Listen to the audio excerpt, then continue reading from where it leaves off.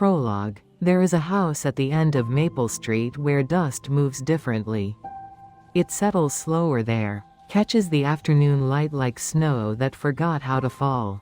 The windows haven't been opened in 7 years. But something about the place still breathes. You can feel it if you stand on the porch long enough. A rhythm beneath the silence. The way a heart beats in sleep. Inside, past the entrance hall, with its faded wallpaper of climbing roses, there is a kitchen. White tiles gone yellow at the edges. A refrigerator that hums to no one. And in the corner, beneath a window that faces the overgrown garden, sits a wooden chair. Oak, maybe. Or ash. The kind with a curved back that remembers the shape of a spine. Its varnish has dulled over time. Absorbed the room's stillness like a sponge drinks water. One leg is slightly shorter than the others. Someone placed a folded piece of cardboard there once, years ago. To stop the rocking, the chair faces the window. It has been facing that window since the day she left. Since the morning she stood in this kitchen, touched its back one final time, and walked out into a world that would not wait for her to be ready. The chair did not follow. It stayed, because that is what chairs do. They hold the space you gave them. They keep the position you last arranged, even when you forget you placed them there at all. 7 years is a long time to face a window. But the chair has learned things in that time. It has learned the pattern of seasons through glass. The way autumn light is older than summer light, more amber, more resigned. It has learned the sound of rain on a roof when there is no one to hear it. The weight of snow that never touches the ground inside. It has learned that waiting is not the same as emptiness. And that silence can be a kind of conversation if you listen long enough. The house has been for sale for 3 years now. The realtor comes every few months. With strangers who walk through rooms like tourists in a museum. They open closets, test faucets, knock on walls. They look at the chair the way people look at furniture in a state. Sales trying to decide if it's worth the space it takes up. No one ever sits in it. No one asks why it faces the window. But today is different. Today, someone is coming who remembers. Someone who once sat in this chair every morning, with coffee going cold between her hands. Someone who left it here because she could not bear to take it with her. And could not bear to let it go. Today, the chair that has been waiting, will finally understand what it was waiting for. The dust moves in the afternoon light. The house holds its breath. And the story that has been held inside these walls for 7 years begins to unfold like a letter that was never sent, but has been read 1,000 times by the person who wrote it. The chair learned to see before it learned to wait. Not see in the way humans do, with eyes that move and blink and look away. But see in the way objects see when they have been loved. When they have absorbed enough of someone's life, that the world begins to press itself into their surfaces. The kitchen window became its eye. The seasons became its clock. And memory became the language it spoke to itself during the long hours. When no one was there to speak at all. She used to sit here at dawn. Before the world asked anything of her. Before the day began its negotiations. She would come down the stairs in bare feet. The coffee maker already gurgling in the dark. And she would lower herself into the chair with a sigh that the chair came to recognize. Not sadness, exactly. Not contentment either. Something in between. The sound a person makes when they are alone enough to be honest. The mug was white with a blue rim. She never filled it all the way to the top. Always left room, as if she might add something later, though she never did. She would hold it with both hands even when it was too hot to drink. Press her palms against the ceramic the way you press your hands to a window. In winter, seeking some exchange of warmth. And she would look out at the garden. The chair could not turn its head, so it learned the garden through her gaze. The way the maple tree in the corner lost its leaves from the top down. As if undressing in private. The bird feeder that swayed in wind but rarely held birds.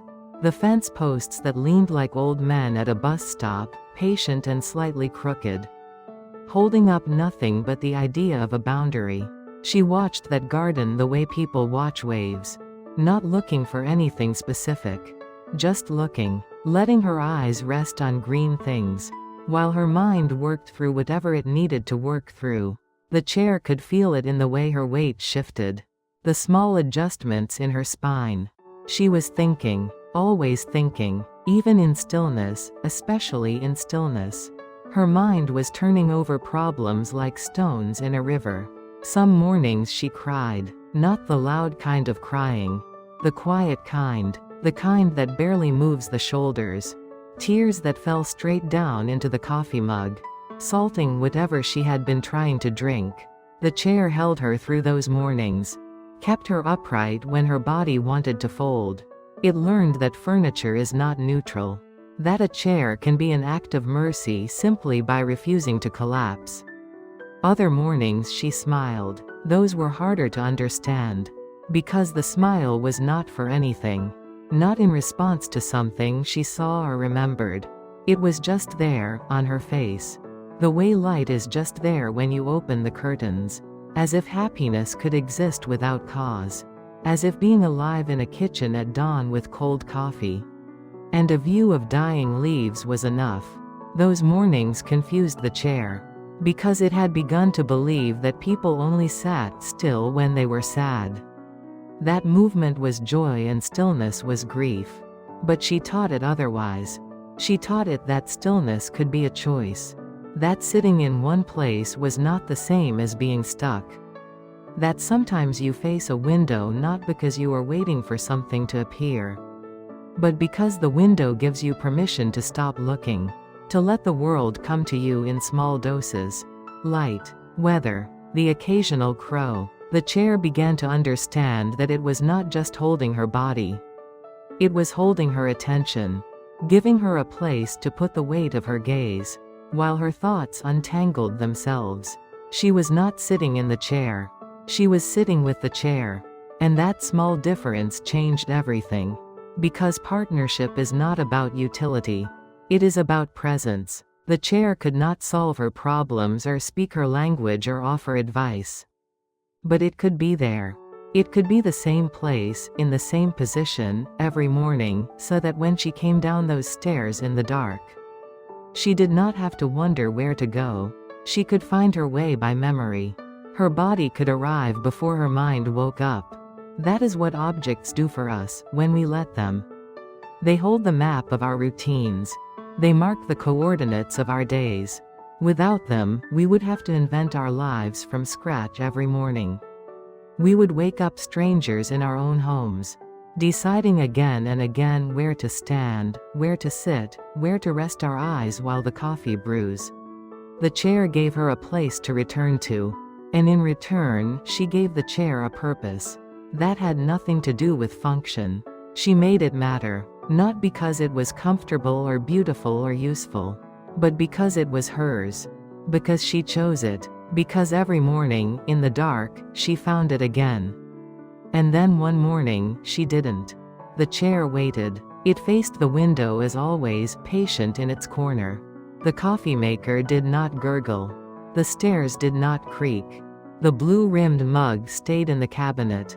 Dawn came and went without her. The garden shifted from spring to summer without her eyes to mark the change. At first, the chair thought she would come back. That this was just an interruption.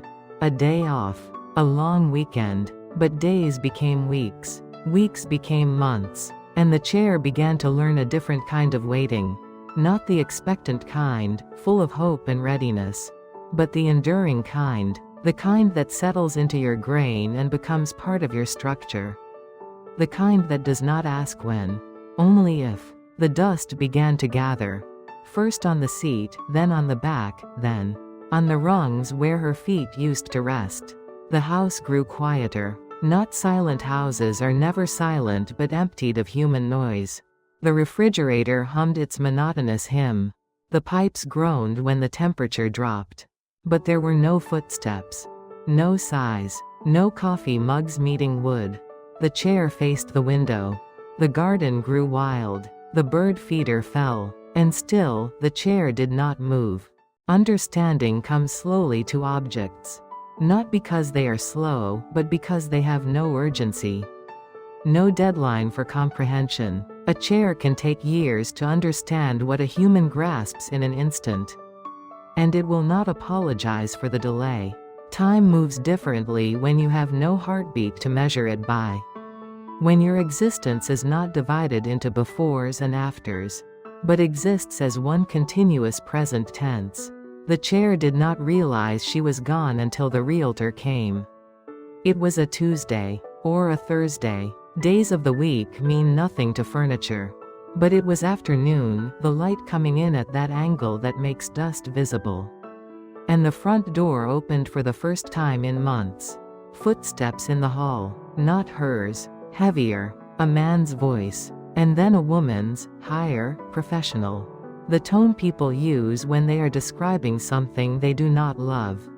This is the kitchen, original tile, good bones, needs updating, of course. They walked through the room as if it were empty. As if the chair were not there at all. Or worse, as if it were there but did not matter. The way you look past trees when you are trying to see the forest. The realtor gestured at the window. Great natural light, southern exposure. The man nodded, opened the cabinet under the sink. Checked for leaks. Neither of them sat in the chair. And that is when the chair began to understand. She was not coming back.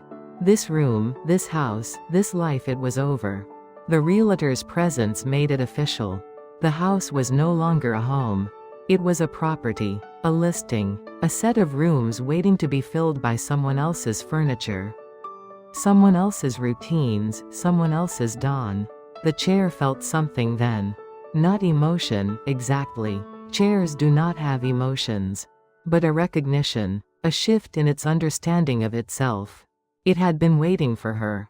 But she had not been waiting for it. She had moved on, moved forward, found other kitchens, other windows, other places to sit with her coffee going cold. And the chair was still here, facing a window in an empty house. More people came after that. Couples, families, a single woman in her 30s who loved the bones of the house. But hated the wallpaper. They walked through room after room. Making notes, taking pictures, imagining their lives in these spaces. The chair watched them through the periphery of their attention. It was always there, in the corner, beneath the window. Sometimes they glanced at it. Mentioned it in passing. The furniture's included, right? But no one asked about it. No one wondered why it faced the window. No one thought to sit down and see what it had been seeing all these years. The chair realized something then. Something it had not understood when she was here. It had thought it mattered because she sat in it. Because she chose it every morning. Because her weight and her warmth and her silent tears had made it significant. But now it understood it had never mattered to her at all. Not really. It was a convenience. A functional object. She sat in it because it was there. Because it was comfortable enough, because it faced the direction she wanted to face. But she had not loved it. She had not even thought about it. It was furniture, background, invisible until it was broken or in the way. And when she left, she did not think to take it with her. Did not hesitate. Did not look back. She packed the things that mattered: clothes, books, photographs, the blue-rimmed mug, and left everything else behind.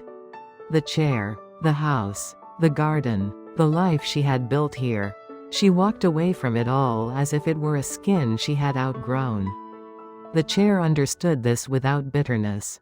Objects cannot feel betrayal, but they can feel the truth. And the truth was that it had been wrong about its purpose. It had thought it was part of her life. But it had only been part of her routine. And routines can be abandoned.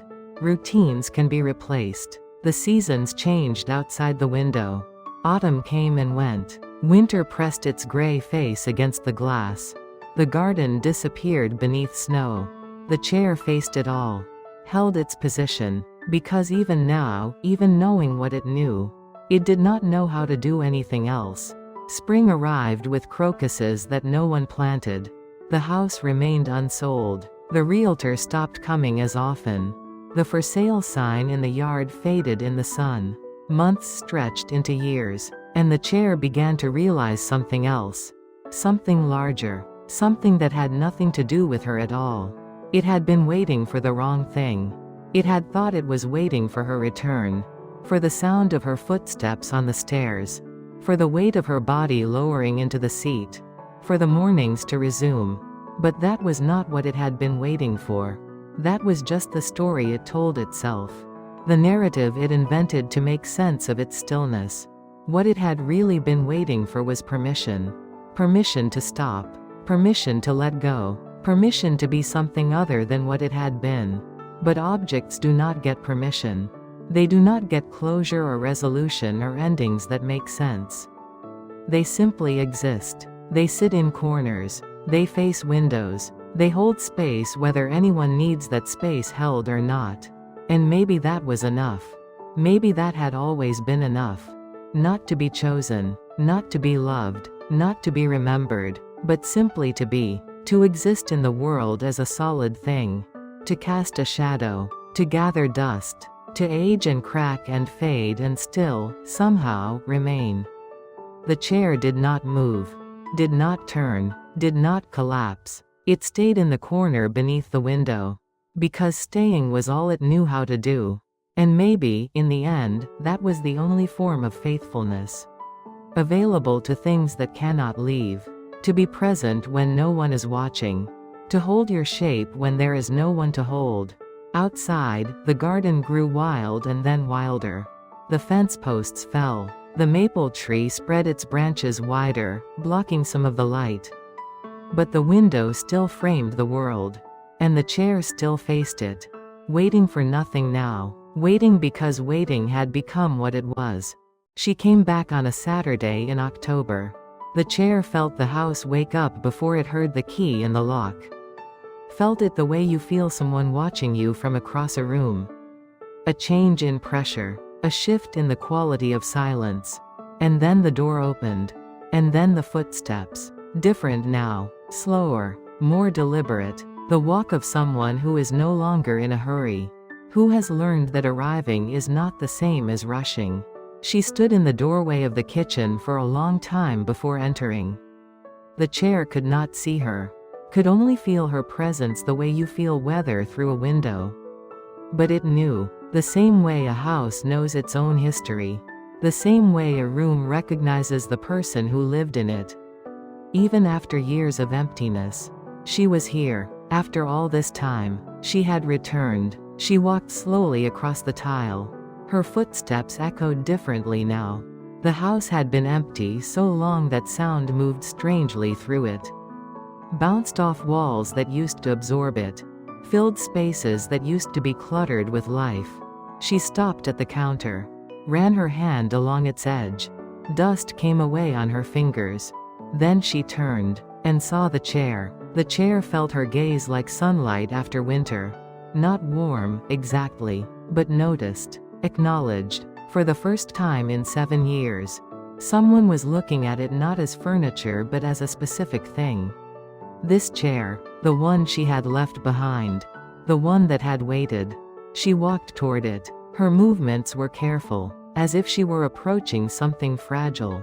Or sacred. Or guilty. She reached out and touched the back of the chair. Let her hand rest there. The same spot she used to touch every morning before sitting down. A gesture so habitual it had worn the varnish smooth. "I'm sorry," she said. Out loud. To the chair. Or to the house. Or to herself. "I'm sorry I left you here." The chair absorbed the words. Not understanding them, chairs do not understand language but feeling their weight. Their shape. The way they changed the air in the room. She was apologizing. For leaving. For forgetting. For moving on while it remained. But the chair had moved past needing apologies. It had learned, in the years of waiting, that forgiveness was not something you received. It was something you became. A state of being. You either held resentment or you didn't. And resentment required energy that objects simply did not have. So the chair had let go. Not because it was noble or kind, but because holding on would have required becoming something it was not.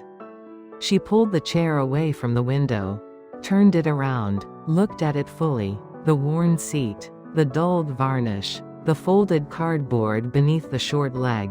She smiled, not a happy smile, a recognition smile, the kind you give old photographs. The kind that says yes. I remember. I was there. Then she did something the chair did not expect. She sat down, not facing the window this time. Facing the room, the empty kitchen, the walls that needed painting, the floor that needed sweeping. She sat in the chair the way you sit in doctors' offices. Upright, alert, not settling in, not staying, just briefly occupying space while you wait for your name to be called. It's smaller than I remembered, she said. The whole house. I thought it was bigger. Isn't that strange? How places shrink when you leave them. The chair held her weight, adjusted to her spine. It was not the same body it remembered. She was thinner now, or maybe just held herself differently. Less collapsed, more gathered, as if she had learned to carry her weight more efficiently, to distribute the burden across a wider frame. She looked around the kitchen, at the refrigerator that no longer hummed, at the coffee maker crusted with old grounds, at the window that the chair had been facing all this time. And she understood. The chair could feel her understanding. The way she looked at it now. Not with pity, not with regret, but with something closer to gratitude. You kept watch, she said quietly. Didn't you? You stayed. And the chair, if it could have spoken, would have said I didn't have a choice. But also yes, I stayed. Both things were true. It had no choice, and it had chosen. That paradox was the whole of its existence. She stood up. The chair felt the absence of her weight like a door closing. She walked to the window, looked out at the garden that had become a jungle, the fence that had fallen, the bird feeder lying in the weeds, and she laughed. A short, sharp sound, almost like a cough. I thought leaving would make me lighter, she said. I thought I could just walk away from everything and start over. Be someone new, but you can't start over. You can only start again. And that's different. That's carrying everything forward but holding it differently. She turned back to the chair, looked at it for a long moment, then nodded, as if making a decision, as if something had been settled. I'm selling the house, she said. But I'm taking you with me. If that's okay. If you want to come. The chair, of course, had no way to answer. But it felt something shift. Not hope objects do not hope. But a release. A letting go of the position it had held for so long. She was offering it a new purpose. Or rather, she was offering it the same purpose in a different location. To be sat in. To face a window. To hold someone while they thought. She came back the next day with boxes. Started packing. The chair watched from its corner.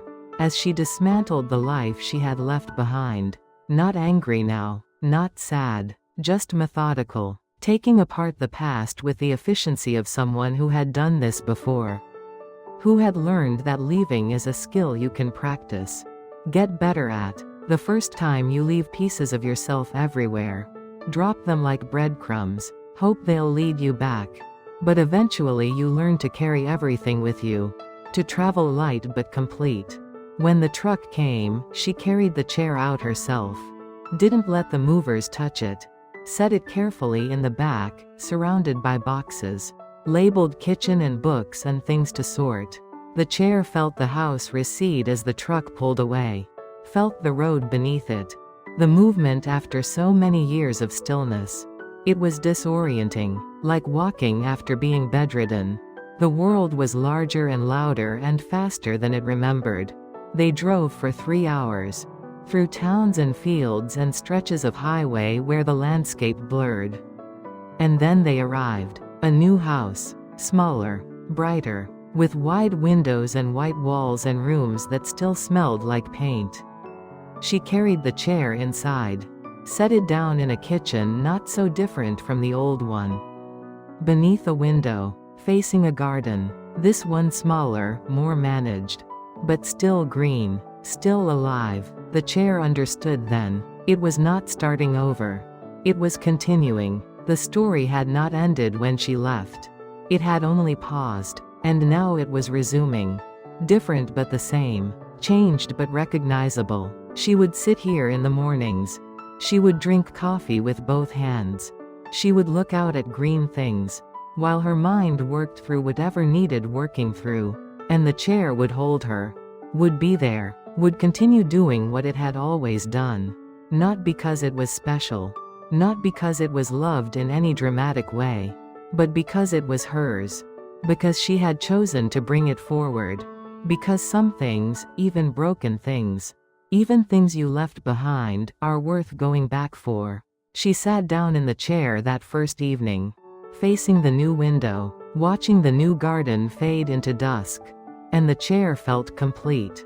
Not happy chairs do not feel happiness.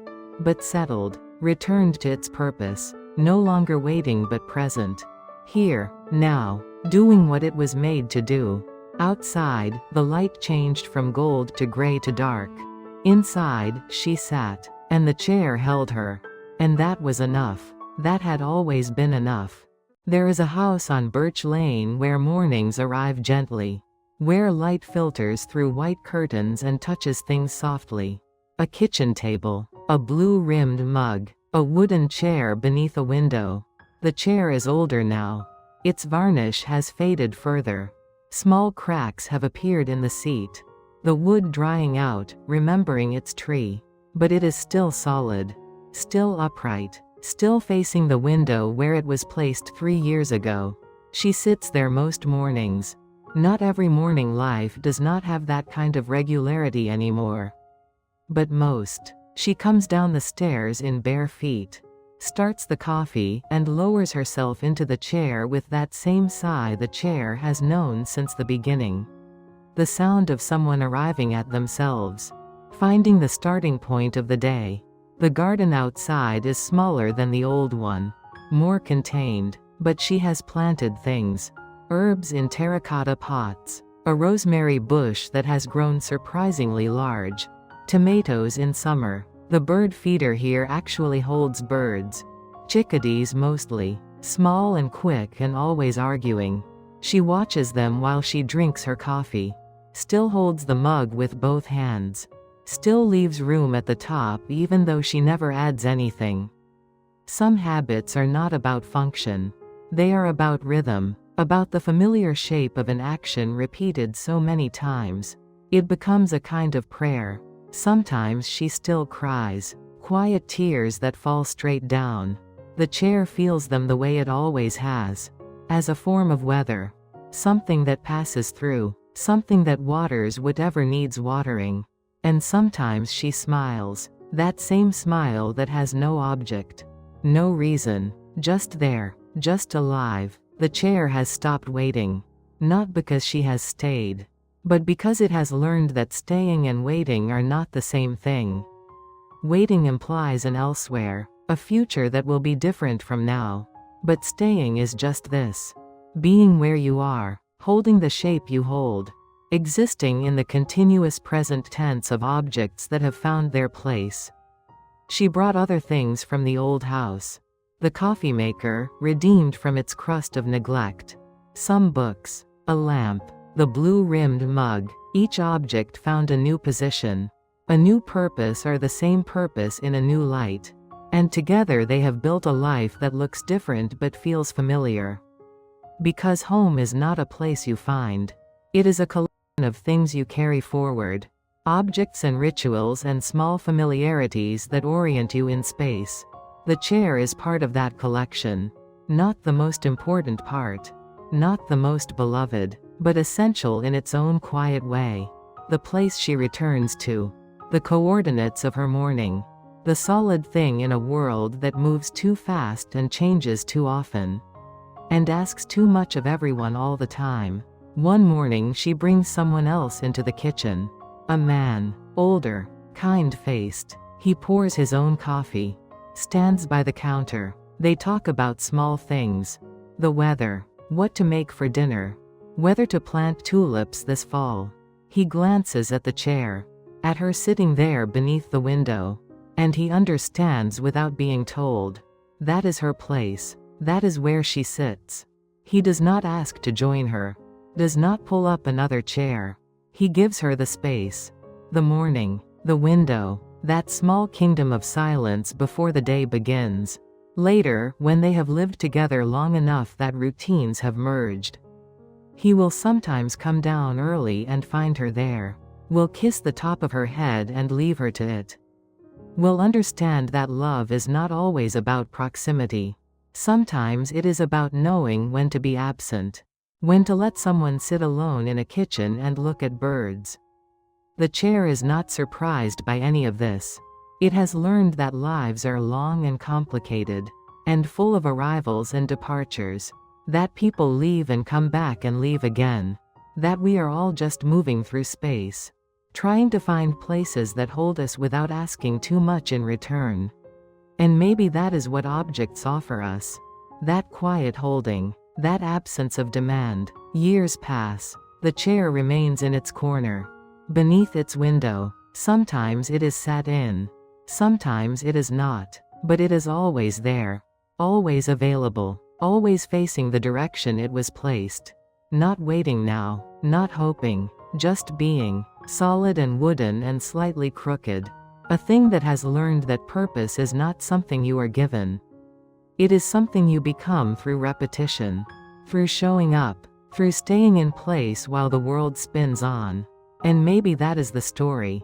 Not of a chair that waited, but of a chair that learned what it means to be still.